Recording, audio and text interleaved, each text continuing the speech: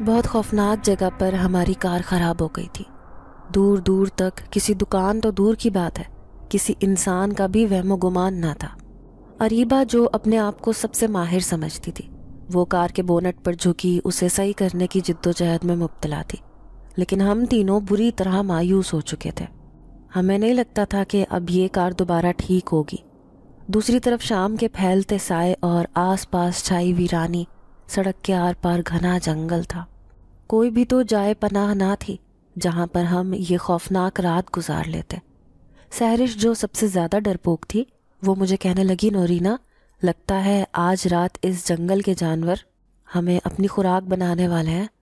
میں نے اس کی بات سن کر بمشکل لاحول پڑا تھا۔ وہ ایسی خوفناک باتیں کیا کرتی تھی۔ رخشی جو کب سے چپ چاپ سہمی ہوئی کھڑی تھی، وہ کہنے لگی، مجھے نہیں لگتا کہ اب یہاں پر کوئی ہماری مدد کرنے والا آئے گا، کیونکہ موبائلز کے سگنل بھی نہیں آ رہے۔ ایسا کرتے ہیں کہ ہم گاڑی میں بیٹھ کر ہی اپنی زندگیوں کو محفوظ بنانے کی کوشش کرتے ہیں، کیونکہ اس کالی اندھیری رات میں یوں بیچ سڑک پر کھڑے ہونا بھی محفوظ نہیں۔ ہم چاروں ہی اپنی گہری سوچوں میں گرفتار تھیں۔ تبھی اریبہ کہنے لگی، چلو تھوڑی دور اس جنگل میں جا کر دیکھتے ہیں، ہو سکتا ہے کہ یہاں پر کوئی گیسٹ ہاؤس وغیرہ نظر آ جائے۔ اریبہ کی بات سن کر رخشی نے کانوں کو ہاتھ لگایا، کہنے لگی، توبہ کرو، میں تو کبھی بھول کر بھی اس جنگل میں نہ جاؤں۔ اگر واپسی میں راستہ بھٹک گئے تو کیا یہ خوفناک رات ہم جنگل میں گزاریں گے؟ میرے خود اوسان خطا ہو گئے تھے۔ میں سوچ بھی نہیں سکتی تھی کہ اس ٹرپ پر آنے کا فیصلہ اس قدر بھیانک صورتحال میں گرفتار کروا دے گا۔ کاش کہ بابا کی بات مان لی ہوتی تو آج اس صورتحال سے دوچار نہ ہوتی۔ جیسے جیسے رات کے سائے بڑھ رہے تھے، اسی طرح ہم پر خوف کے اندیشے بھی چھانے لگے۔ اس سے پہلے کہ ہمارے خوف کے ہم کوئی بھیانک فیصلہ کر لیتے، اچانک ہی دور 2 ہیڈ لائٹس چمکی۔ ایسے لگتا تھا جیسے سڑک پر کوئی گاڑی آ رہی ہو۔ ہم چاروں کی خوشی کا کوئی ٹھکانہ نہ رہا۔ اگر یہ گاڑی تھی تو ہم ضرور اس سے لفٹ مانگ کر مدد حاصل کر سکتے تھے۔ جیسے ہی وہ قریب آنے لگی، ہم چاروں نے ہاتھ ہلا ہلا کر اسے رکنے کا اشارہ کیا۔ پھر آخر وہ ویگن نما گاڑی رک گئی۔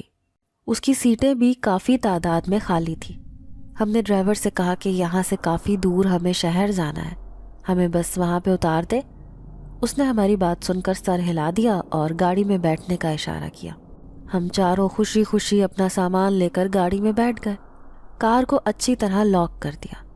جیسے ہی میں ویگن میں سوار ہوئی تو میری نظر سب سے آخر میں بیٹھے ہوئے 4-5 مسافروں پر پڑی۔ وہ سب نقاب پوش آدمی تھے۔ جس طرح سے تیز آنکھوں سے وہ ہمیں گھورنے میں مصروف تھے، مجھے ان سے بے حد خوف محسوس ہوا۔ تبھی میں نے دھیرے سے سحرش کی طرف اشارہ کیا اور کہنے لگی، کہیں ہم نے اس ویگن میں بیٹھ کر کوئی غلطی نہ کی ہو، کیونکہ اس میں سب مرد بیٹھے ہیں۔ پھر اریبہ بے فکری سے کہنے لگی، ارے تو کیا ہوا، ہم بھی تعداد میں 4 ہیں، اگر کسی نے ایسی ویسی حرکت کرنے کی کوشش کی تو چاروں مل کر بری طرح اسے ماریں گے۔ وہ بظاہر ہنسی مذاق میں یہ بات کہہ رہی تھی، لیکن نہ جانے کیوں مجھے کسی انہونی کا احساس ہو رہا تھا۔ اب میں کھڑکی سے باہر نظارے دیکھتی اس وقت کے بارے میں سوچنے لگی جب میں نے اس منحوس ٹرپ پر جانے کی ضد اپنے ماما بابا سے کی تھی۔ میرا نام نورینا ہے۔ میرا تعلق ایک ہائی کلاس فیملی سے تھا۔ میرے بابا امپورٹ ایکسپورٹ کا بزنس کرتے تھے۔ ان کا بزنس نہ صرف پاکستان میں بلکہ دیگر 2 ممالک میں بھی پھیلا ہوا تھا، جس کی دیکھ بھال کرنے کے لیے وہ اکثر ملک سے باہر آتے جاتے رہتے تھے۔ میں نے تو پوری دنیا گھومی ہوئی تھی۔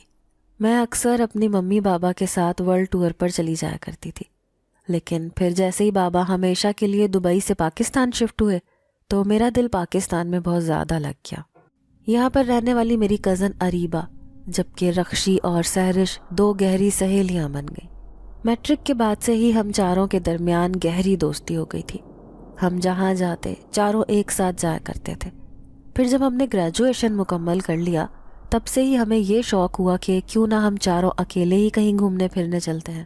امی بابا تو مجھے کہیں اکیلے جانے کی اجازت ہی نہیں دیتے تھے، کیونکہ میں ان کی اکلوتی بیٹی تھی۔ لیکن پھر آخر کار میری ضد کے آگے انہوں نے ہار مان لی۔ پھر میں نے اپنی وہ کار نکالی جو میرے بابا نے مجھے سالگرہ پر گفٹ کی تھی، اور اسے لے کر ہم چاروں मरी सवात की खूबसूरत गलियों में घूमने के लिए चले गए। हम चारों ही अच्छी फैमिली से ताल्लुक़ रखते थे, इसीलिए रुपए पैसे की तो कोई कमी ना थी। सबके पास ही मोबाइल थे। मैंने तो अपने पास कैमरा भी रख लिया था। मैं चाहती थी कि वहाँ के खूबसूरत नज़ारे और यादें उस कैमरे में महफूज कर लूँ, लेकिन नहीं मालूम था कि वापसी के सफ़र में हमें इस बदसूरत हाल से वास्ता पड़ जाएगा। शुक्र था कि एक वैगन ने हमें लिफ्ट दे दी थी, वरना हम चारों का खौफ के मारे क्या हाल होता ये हम सोच भी नहीं सकते थे। तभी अचानक अरीबा की नज़र वैन के ड्राइवर पर पड़ी। उसने भी चेहरा छुपा रखा था। वो सरगोशी में कहने लगी, ये सारे आदमी मुंह छुपा कर क्यों बैठे हैं? क्या इनकी शक्ल इतनी खौफनाक है? ये सुनकर हम तीनों जोर से हंस पड़े। मैं जो कि खिड़की के पास ही बैठी थी, इसीलिए बाहर की तरफ देखने लगी तो अचानक मेरे होश उड़ गए। ये वैन तो एक अजीब से जंगल नुमा रास्ते से गुजर रही थी। पथरीली सड़क जहाँ से दूर दूर तक किसी दूसरी गाड़ी का गुजर नहीं हो रहा था।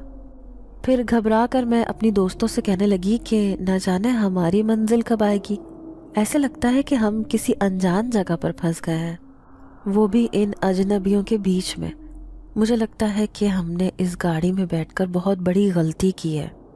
फिर रक्षी कहने लगी कि इसके सिवा फिर कोई चारा भी तो ना था। अब जैसे तैसे करके हमें उस जंगल से बाहर तो निकलना ही होगा। पैदल चलना तो बहुत मुश्किल है। चलो इस वैन के सहारे हम अपनी मंजिल तक पहुंचने में कामयाब तो हो जाएंगे। सहरिश जो कब से खामोश बैठी थी, वो कहने लगी, पीछे बैठा हुआ मुसाफिर मुझे कब से घूरे जा रहा है। मुझे उससे बहुत डर लग रहा है। ऐसे लगता है उसकी खौफनाक आंखें देखकर मेरा दम निकल जाएगा। उसकी बात सुनकर हम दबे दबे से लहजे में हंसने लगे, लेकिन सहरिश के चेहरे पर संजीदगी थी। वो निहायत खौफजदा नजर आ रही थी। फिर अरीबा कहने लगी, अरे हम खाम खा में ही वहम का शिकार हो रहे हैं। चलो क्यों ना टाइम पास करने के लिए हम किस्से कहानियाँ सुनाते हैं। ऐसे इस खौफनाक रात का सफ़र भी गुजर जाएगा और हमें पता भी नहीं चलेगा। देखो, रात का अंधेरा, काला सन्नाटा और इस वैन में बैठे हुए आदमियों की पुरस्रारियत, ये सब देखकर तो हमें इन कहानियों का आगाज़ खौफनाक बातों से करना चाहिए। क्यों ना हम अपने साथ पेश आने वाले उन वाक़यात का जिक्र करते हैं जो कभी ना कभी हमारी ज़िंदगी में पेश आए हैं। क्या तुम्हारे साथ कुछ ऐसा हुआ है? मैंने सामने बैठी रक्षी से कहा। उसने सर हिला दिया, कहने लगी, क्यों नहीं, मेरे साथ तो ऐसे ऐसे वाक़यात हुए हैं जो मैं तुम्हें बता भी नहीं सकती। अगर तुमने सुन लिए तो कानों को हाथ लगाओगी। तभी सहरिश कहने लगी, मुझे नहीं लगता कि तुम मुझसे ज़्यादा बहादुर होगी। अगर मेरी कहानी सुन लोगी तो शायद तुम्हें यकीन भी नहीं आएगा। इसलिए सबसे पहले मैं अपने साथ पेश आने वाला वो वाक़या सुनाऊंगी जिसकी यादें मैं अभी तक भुला नहीं सकी। हम तीनों दिलचस्पी से सहरिश के साथ पेश आने वाला वाक़या सुनने लगे। फिर उसने अपनी गुफ्तगू का आगाज़ किया। वो कहने लगी कि जब मैं 10 साल की थी तब एक बार अपनी नानी के गांव चली गई। उनका गांव उस जगह पर वाक़या था जहां पर कई किस्से कहानियां बहुत मशहूर थीं। उनके गांव में एक पुरस्रार हवेली भी थी जो कई सालों से खाली थी। उस हवेली में रहने वाले लोग न जाने किस वजह से रातों रात उसे खाली करके गांव छोड़कर भाग गए थे।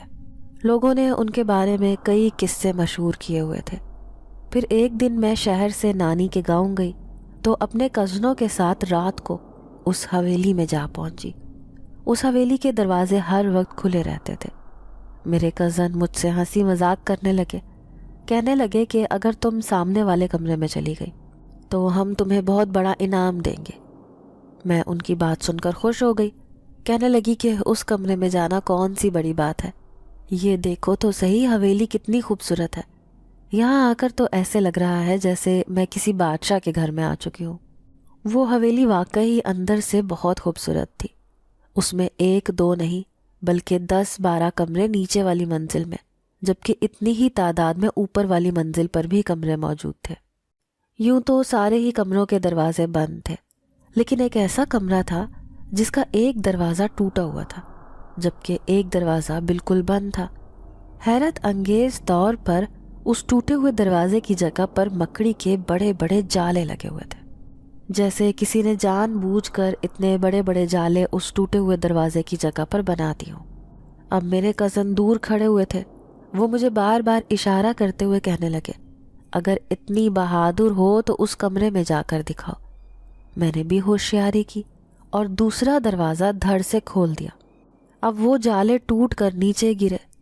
تبھی اس کمرے کا منظر دیکھ کر میں حیران رہ گئی۔ اس میں تو جا بجا پرانا سامان موجود تھا، لیکن میری نظر کسی چمکتی ہوئی آنکھوں پر گئی۔ وہ کالے رنگ کی ایک سیاہ بلی تھی جو مجھے گھور گھور کر دیکھ رہی تھی۔ جیسے ہی میں نے اسے اٹھانے کے لیے ہاتھ بڑھائے، اچانک ہی وہ وہاں سے غائب ہو گئی۔ میں پاگلوں کی طرح ادھر ادھر دیکھنے لگی۔ وہاں چھپنے کی کوئی بھی جگہ نہ تھی۔ جیسے ہی میں پلٹی تو کسی نے میرا راستہ روک لیا۔ میں نے دیکھا وہ بالکل عین میرے قدموں کے پاس کھڑی اپنے پنجے میری طرف بڑھا رہی تھی۔ اس کی خوفناک شکل بتا رہی تھی کہ میرا اس کے کمرے میں آنا اسے بالکل پسند نہیں آیا۔ تبھی میں بری طرح چیختی ہوئی اس کمرے سے باہر نکلی۔ پھر پورے 3 دن تک میں بخار میں مبتلا رہی۔ نانی کا کہنا تھا کہ میں نیند میں بھی چیخیں مار مار کر اٹھتی تھی۔ پھر پلٹ کر دوبارہ میں کبھی نانی کے گاؤں نہیں گئی۔ آج تک اس خوفناک واقعے کی یادیں میرے ذہن پر سوار ہیں۔ پھر مجھ سمیت اریبہ اور رخشی کہنے لگے، ارے اتنا بھی خوفناک واقعہ نہیں تھا، اتنی معمولی سی بات سے تم ڈر جاؤ گی؟ ہو سکتا ہے کہ بلی نے وہاں پر اپنے بچے وغیرہ دے رکھے ہوں، جبھی تو وہ تمہارے پیچھے پڑ گئی تھی۔ ہم زور زور سے باتیں کرنے میں مصروف تھے۔ یہ بھی نہ پتہ چلا کہ ویگن کا ڈرائیور سامنے لگے مرر سے مسلسل اپنی خوفناک آنکھوں سے ہمیں دیکھے جا رہا تھا۔ پھر رخشی کہنے لگی، اب میں اپنے ساتھ پیش آنے والا واقعہ تمہیں بتاتی ہوں۔ یہ ان دنوں کی بات ہے جب میں اسکول میں پڑھا کرتی تھی۔ وہ ایک سرکاری اسکول تھا، کیونکہ شروع کے حالات ہمارے اچھے نہ تھے۔ ہم 4 بہن بھائی ہیں، اسی لیے بڑی بہن سرکاری اسکول میں جایا کرتی تھی۔ وہ ہمارے گھر سے تھوڑے ہی فاصلے پر واقع تھا، لیکن اس اسکول کے بارے میں مشہور تھا کہ رات کو یہاں پر بچے چلتے پھرتے دکھائی دیتے ہیں۔ یہاں پر جنات رہتے ہیں جو اپنے پورے خاندان کے ساتھ نہ صرف رات کو کلاسوں میں بیٹھے رہتے ہیں بلکہ اکثر درختوں پر بھی بیٹھے ہوئے نظر آتے ہیں۔ اس کے قصے کہانیاں بہت مشہور تھے، اسی لیے جب میں اسکول میں پڑھنے گئی تو میرے ذہن پر جنات کا خوف ہر وقت سوار رہتا تھا۔ یوں تو اسکول کے ساری ہی کلاسز بچوں سے بھری رہتی تھیں، لیکن ایک کمرہ جو سیڑھیوں کے نیچے بنا ہوا تھا اس پر تالا لگا رہتا تھا۔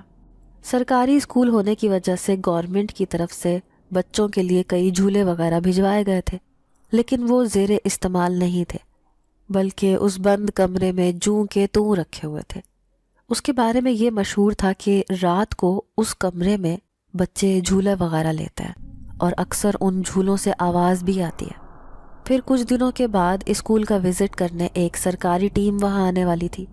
پرنسپل نے ماسی کو کہا کہ وہ اس کمرے کی بھی صفائی کر دے جو کئی سالوں سے بند پڑا ہے۔ کمرے کو کھولا اور پھر خود تھوڑی دیر کے لیے ٹیچرز اسٹاف کے لیے سامان لینے وہ اسکول سے باہر چلی گئی۔ اب میں پانی پینے جا رہی تھی جب میری نظر اس کھلے ہوئے کمرے پر پڑی۔ سیڑھیوں کے نیچے کوئی بھی بچہ موجود نہ تھا، چونکہ ابھی پڑھائی کا ٹائم تھا، اسی لیے سب بچے اپنی اپنی کلاسوں میں بیٹھے ہوئے تھے۔ پھر مجھے پتا تھا کہ اس کمرے میں جھولے وغیرہ رکھے ہیں، اسی لیے میں انہیں دیکھنے کے لیے اس کمرے میں جا پہنچی۔ میں نے دیکھا دونوں جھولے لٹک رہے تھے، جیسے ابھی ابھی کسی نے انہیں استعمال کیا ہو اور پھر ایسے ہی چھوڑ کر چلا گیا ہو۔ میرا شوق انتہاؤں کو چھونے لگا۔ پھر جیسے ہی میں جھولے پر بیٹھ کر جھولے لینے لگی، اچانک ہی کمرے کا دروازہ زوردار انداز میں بند ہوا۔ ایک لمبا سا سایہ آیا، مجھے وہ کمرے میں ٹہلتا ہوا نظر آیا۔ پھر کسی نے مجھے پیچھے سے کندھوں سے دبوچا تھا۔ مجھے آج بھی اچھی طرح یاد ہے، جیسے ہی میں نے کندھوں پر رکھے ہوئے ہاتھ دیکھے تو میں نے زوردار چیخ ماری۔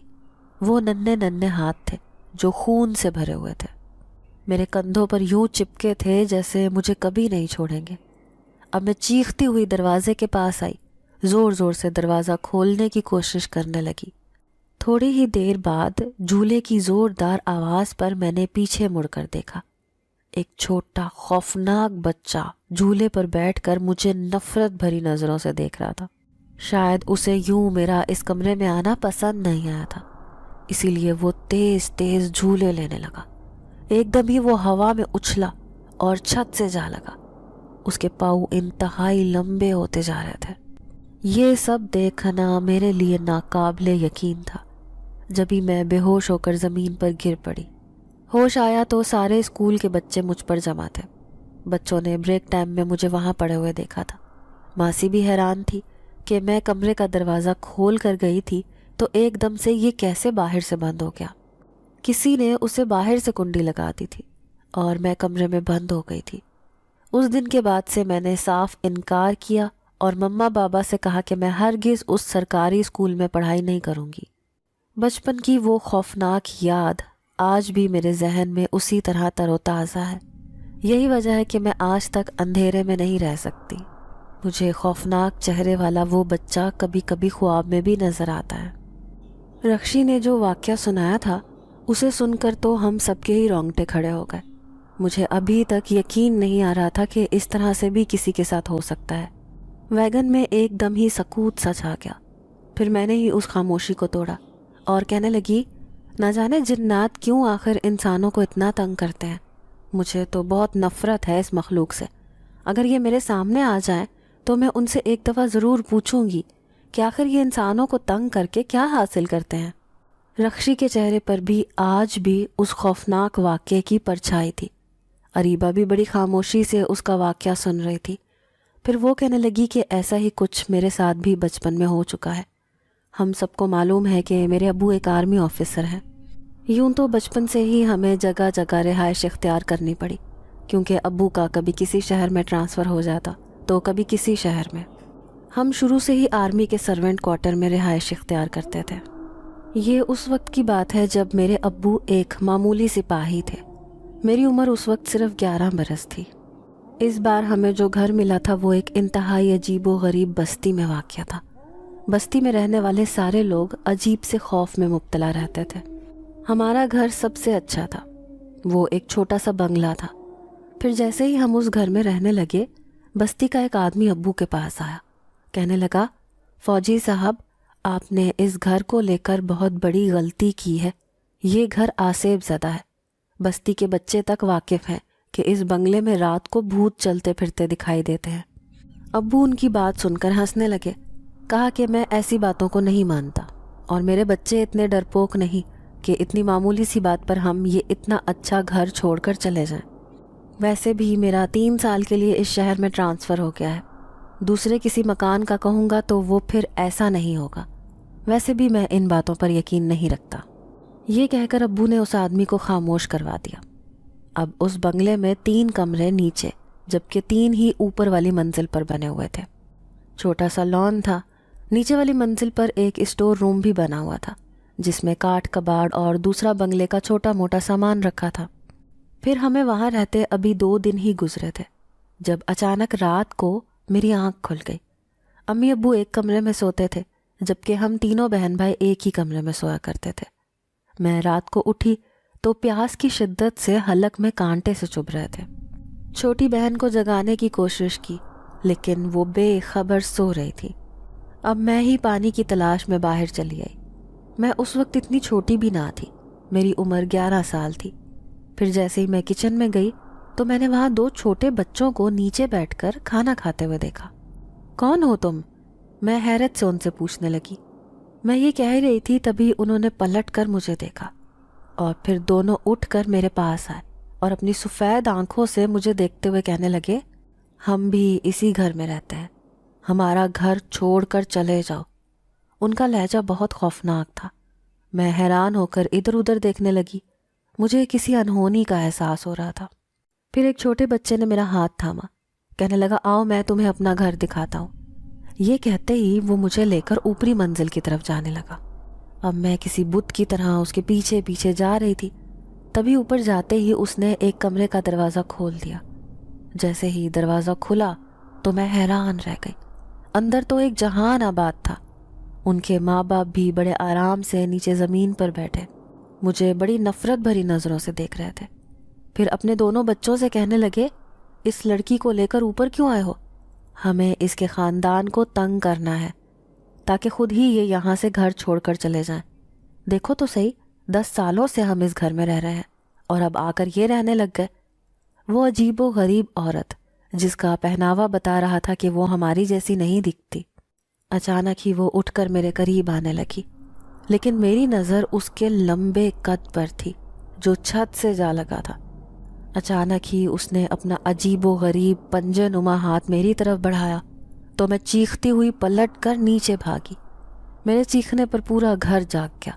امی ابو میرے ارد گرد اکٹھے ہو گئے۔ پھر میں روتے ہوئے امی کو کہنے لگی کہ وہاں اس کمرے میں کوئی رہتا ہے۔ امی ابو نے میری بات پر یقین نہ کیا۔ ابو کہنے لگے کہ ضرور یہ خواب میں ڈر گئی ہوگی، ویسے بھی نیا گھر ہے، بچے جلدی گھر میں ایڈجسٹ نہیں ہو پاتے۔ یہ کہہ کر امی ابو نے میری کسی بات پر یقین نہ کیا۔ لیکن اگلے ہی دن جو کچھ ہوا اس نے ان دونوں کے رونگٹے کھڑے کر دیے۔ ہم آدھی رات کو سوئے پڑے تھے جب اوپری منزل سے کھٹ پٹ کی آوازیں آنے لگی۔ اس شور سے نہ صرف امی ابو بلکہ ہم سب اٹھ کر بیٹھ گئے۔ پھر جیسے ہی کمروں کی طرف دیکھا تو ابو کے رونگٹے کھڑے ہو گئے، کیونکہ سارے کمروں کے دروازے خود بخود کھل کے بند ہو رہے تھے۔ یہ دیکھ کر امی کا دل دہل گیا۔ امی نے ہم تینوں بہن بھائیوں کو اپنے بازوؤں میں دبوچ لیا۔ مسلسل 3 بجے تک ہم لوگ سو نہ سکے، کیونکہ پریشان کن واقعات نے ہمیں اس بنگلے میں رہنے ہی نہ دیا۔ آخر کار امی ابو نے فیصلہ کیا کہ اب ہمارا یہاں رہنا ممکن نہیں۔ ویسے بھی ہم پوری طرح ڈرنے لگے تھے۔ اس بستی کے لوگوں کی بات سچ ثابت ہوئی تھی۔ ان کا کہنا تھا کہ آج سے پہلے بھی کوئی فیملی اس گھر میں نہیں رہ سکی۔ اس کے بعد سے ہم نیا گھر لینے میں بہت احتیاط کرنے لگے۔ پھر جیسے ہی ابو ریٹائرڈ ہوئے تو ہم نے اپنا ذاتی گھر بنا لیا۔ اب ہمارے گھر میں بظاہر کچھ بھی نہیں ہے، لیکن آج بھی اس خوفناک گھر کی یادیں میرے ذہن پر سوار ہیں۔ ہم بڑے توجہ سے اریبہ کا واقعہ سن رہے تھے۔ اچانک ہی گاڑی میں گہرا سکوت چھا گیا۔ تبھی میری نظر کھڑکی سے باہر گھنے جنگل پر پڑی۔ ایسے لگ رہا تھا جیسے آج کی رات بہت لمبی ہو گئی ہے۔ راستہ تھا کہ ختم ہونے کا نام ہی نہیں لے رہا تھا۔ مجھے ایک خوف کی کیفیت اپنی لپیٹ میں لے رہی تھی۔ پھر سہرش کہنے لگی، چلو نورینا، اب تمہاری باری ہے، تم ہمیں کوئی خوفناک واقعہ سناؤ۔ اس کے بعد لگتا ہے کہ ہماری منزل قریب آ جائے گی۔ ضرور یہ وین کا ڈرائیور ہمیں اس جنگل سے باہر نکال کر ہماری منزل پر پہنچا دے گا۔ اس نے پلٹ کر وین کے ڈرائیور کو دیکھا، لیکن ابھی بھی اس کی آنکھیں مرر سے ہمیں ہی دیکھے جا رہی تھیں۔ میں نے جلدی سے اس کے خوفناک چہرے سے نظر ہٹا لی۔ پیچھے بیٹھے 4 نقاب پوش آدمیوں نے تو حرکت بھی نہیں کی تھی۔ وہ جوں کے توں بیٹھ کر بڑے غور سے ہم چاروں دوستوں کے درمیان ہونے والی گفتگو سن رہے تھے۔ اب میں تھوڑی دیر کو چپ ہوئی، پھر ان تینوں سے کہنے لگی کہ میرا واقعہ سنو گے تو تمہارے رونگٹے کھڑے ہو جائیں گے۔ تمہارے اندر اتنی ہمت ہے کہ یہ سن سکو۔ میری آنکھوں میں ایک گہرا راز چھپا تھا۔ اریبہ کہنے لگی کہ اچھا، ایسے واقعے سننے میں تو مجھے بہت دلچسپی ہے، چلو اب تم شروع ہو جاؤ۔ پھر میں نے گہری سانس لی۔ انہیں کہنے لگی کہ آج تک میں نے تم سے ایک بات چھپائی ہے۔ یہ بات ان دنوں کی ہے جب ہم دوسرے شہر کے ہاسٹل میں پڑھتے تھے۔ تمہیں یاد ہے نا وہ کالج جہاں پڑھنے کے لیے ہم چاروں نے اپنے ماں باپ کی منتیں کی تھی؟ وہاں کا ہاسٹل جس کے بارے میں مشہور ہے کہ وہ آسیب زدہ ہے۔ میری بات سن کر وہ حیران رہ گئی۔ پھر رکشی کہنے لگی، ہاں یہ بات تو مجھے یاد ہے، لیکن 2 سال ہم نے وہاں پر پڑھا، کبھی وہ آسیب ہمارے سامنے نہیں آیا۔ میں نے سر جھکایا اور پھر کہنے لگی کہ یہ حقیقت ہے کہ میں نے تمہیں یہ بات نہیں بتائی، لیکن میں نے اپنی آنکھوں سے اس آسیب کو ہاسٹل میں گھومتے پھرتے دیکھا تھا۔ ان تینوں کی آنکھوں میں حیرت تھی، لیکن میرے چہرے پر سچائی تھی۔ پھر میں ان دنوں کو یاد کرتے ہوئے کہنے لگی کہ ایک رات جب میری طبیعت خراب تھی، مجھے نیند بھی نہیں آ رہی تھی، یوں تو ہم چاروں کا ایک ہی کمرہ تھا، لیکن میں نے تمہیں جگانا مناسب نہیں سمجھا اور میں اٹھ کر باہر سیڑھیوں کی طرف آ گئی۔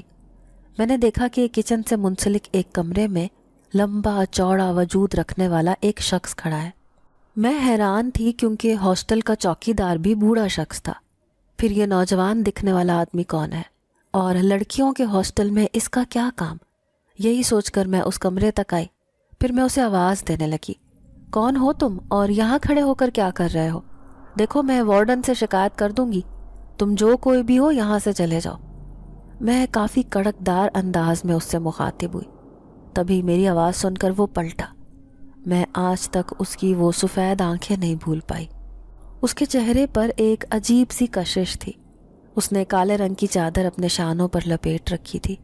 لمبا قد، سفید آنکھیں چادر سے چہرہ چھپائے وہ مجھے ہی دیکھے جا رہا تھا. میں کمرے کے دروازے کے پاس کھڑی تھی جب اچانک زوردار انداز میں دروازہ بند ہوا. جیسے غصے سے اس نے کمرے کا دروازہ خود ہی بند کر لیا. میرا دل زور زور سے دھک دھک کر رہا تھا. پھر میں واپس کمرے میں آ کر لیٹ گئی. میں چاہتی تھی کہ تمہیں بھی اس راز میں شامل کروں کہ میں نے اس کمرے میں ایک نوجوان آدمی کو دیکھا ہے جو دکھنے میں بہت پرکشش ہے، لیکن نہ جانے کیا وجہ تھی کہ میں تمہیں یہ بات نہ بتا سکی.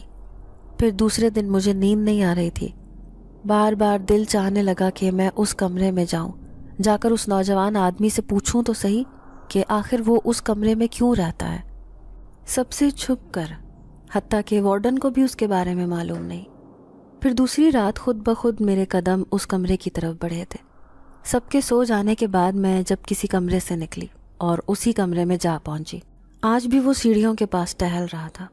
اس کی کالی چادر زمین کو چھو رہی تھی.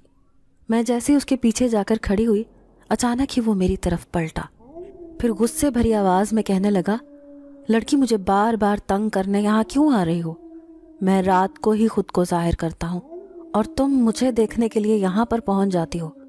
میں گھبرا کر کہنے لگی کہ لیکن تم کون ہو جو سب سے چھپ کر اس کمرے میں رہ رہے ہو؟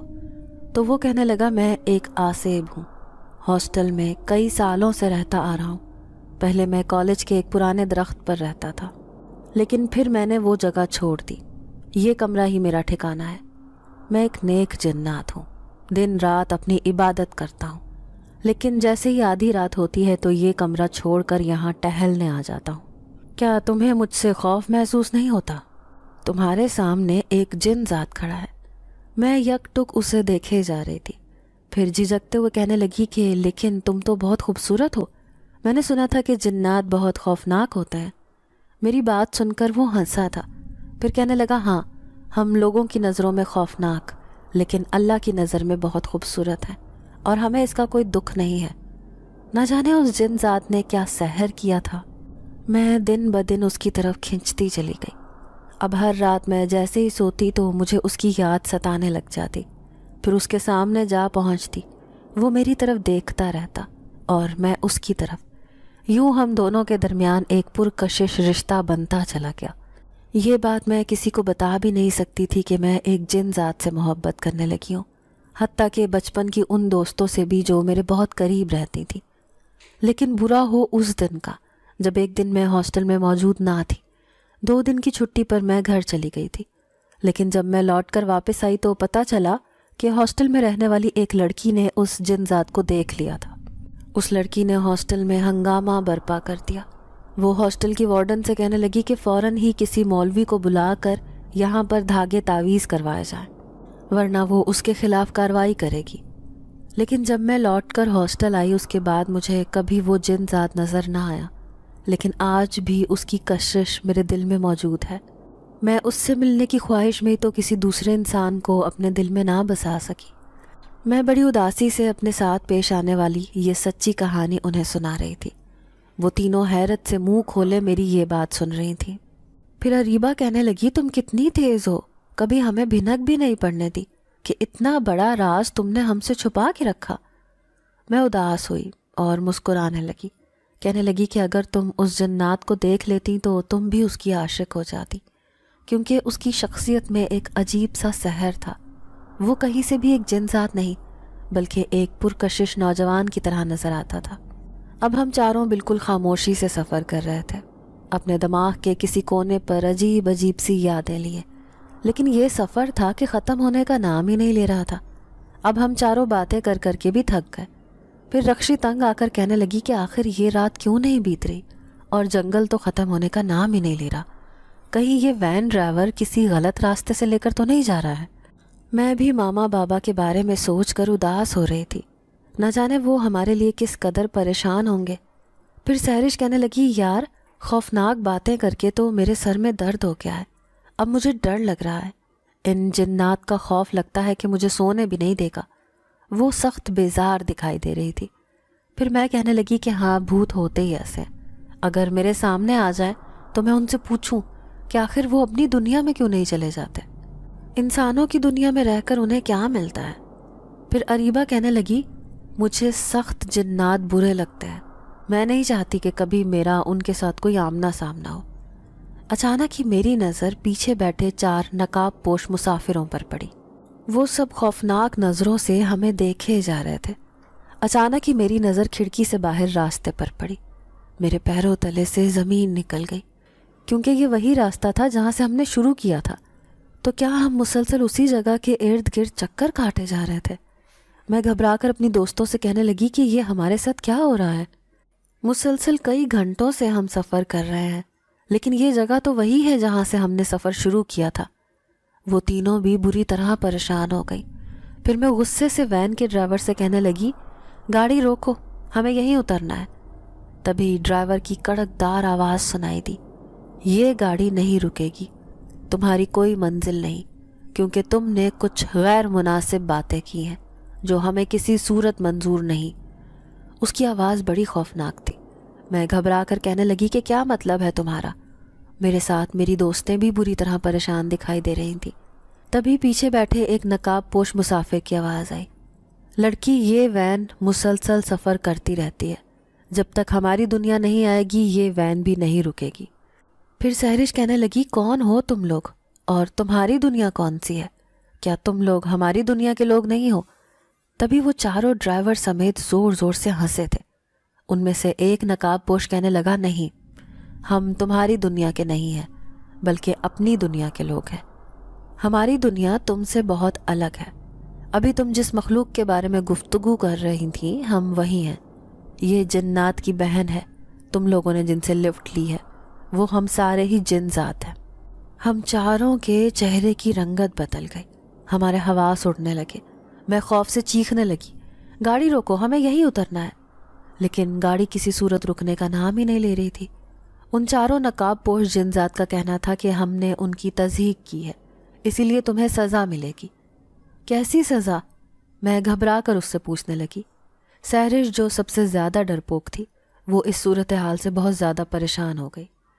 تبھی ان میں سے ایک نقاب پوش کہنے لگا ہمارے ساتھ گزارا ہوا یہ وقت تمہیں ہمیشہ یاد رہے گا، کیونکہ ہمارے کئی گھنٹے تمہارے کئی دنوں پر مشتمل ہوں گے۔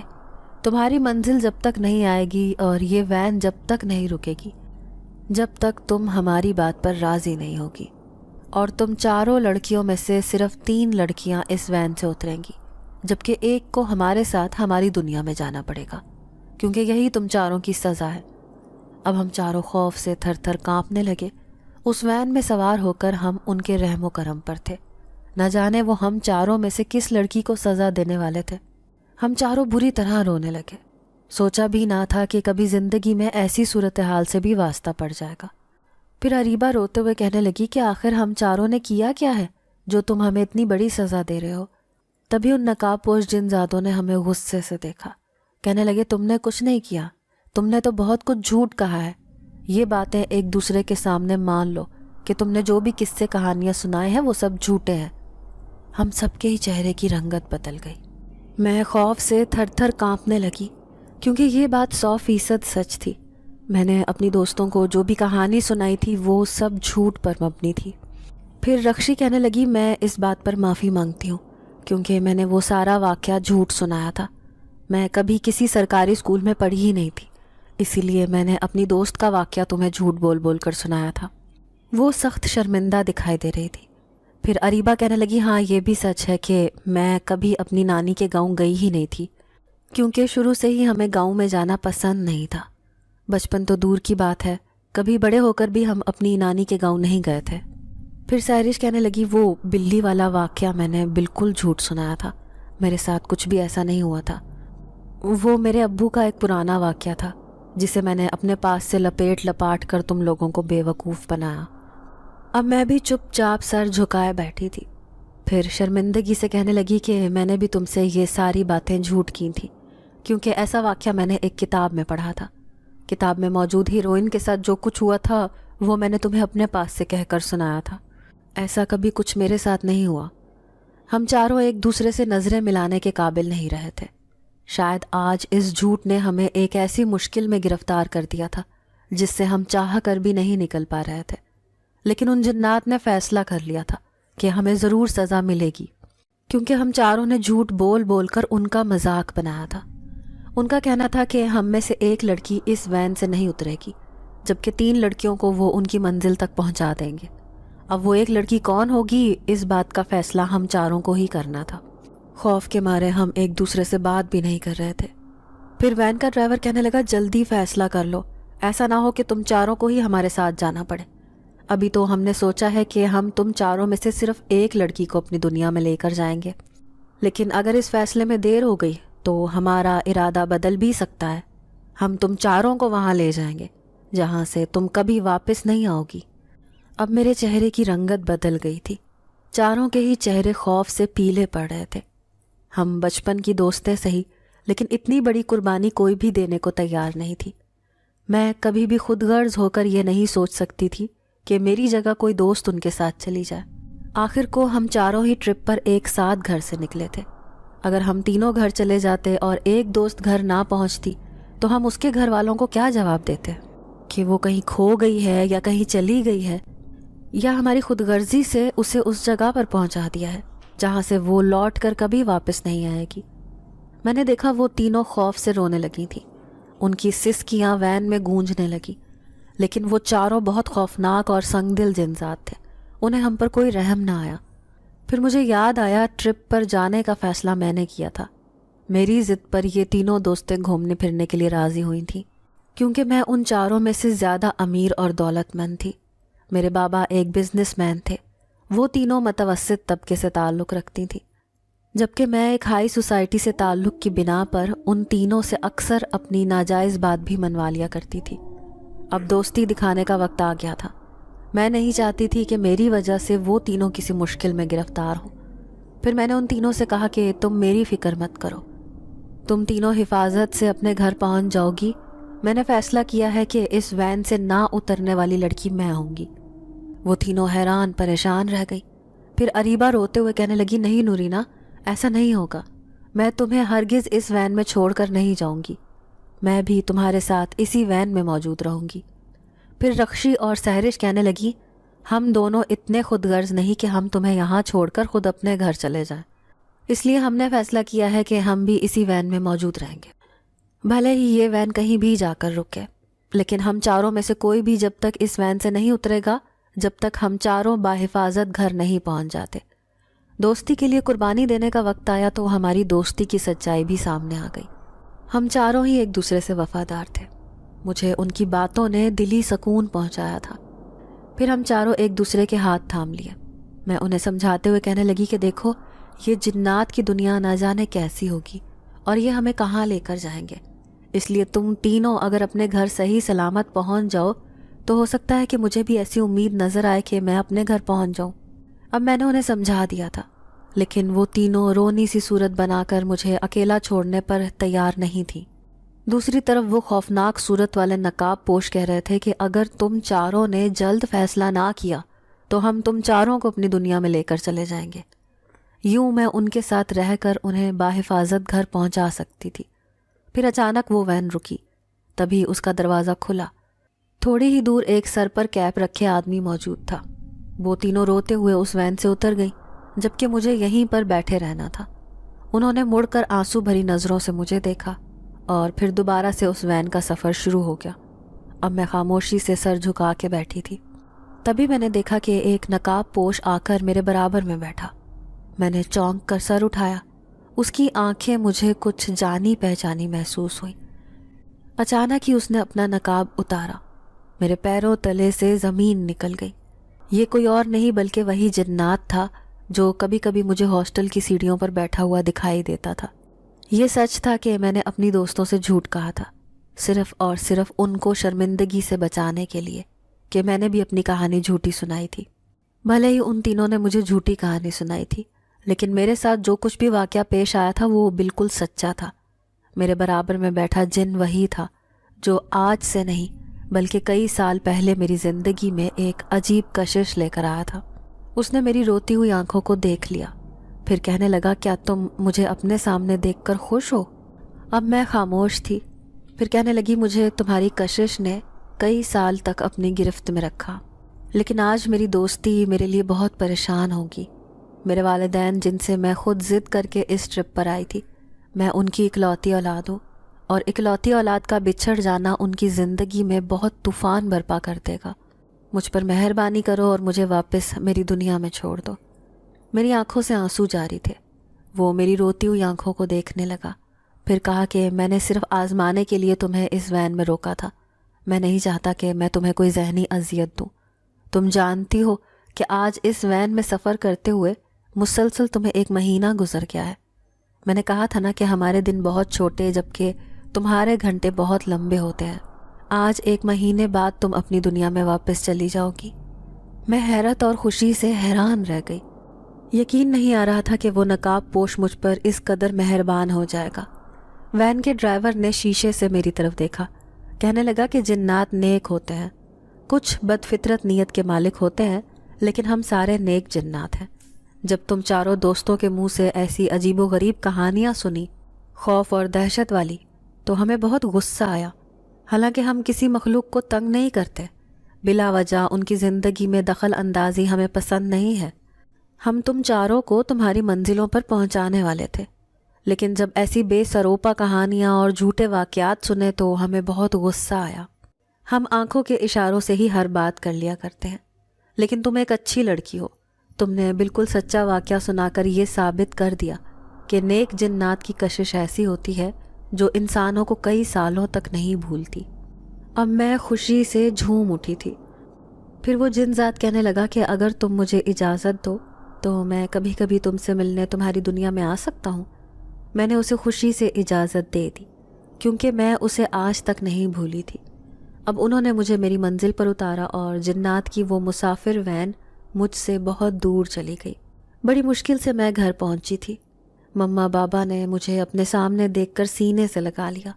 پھر بابا کہنے لگے، بیٹا کہاں کہاں تمہیں نہیں ڈھونڈا۔ تمہاری دوستیں آ کر کہنے لگیں کہ تم ان سے جنگل میں بچھڑ گئی تھی۔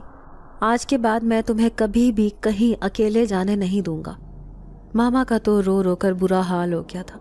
میں نے انہیں دلاسا دیا، کہنے لگی کہ اچھا، آج میں اپنے سچ کی وجہ سے آپ کے سامنے ہوں۔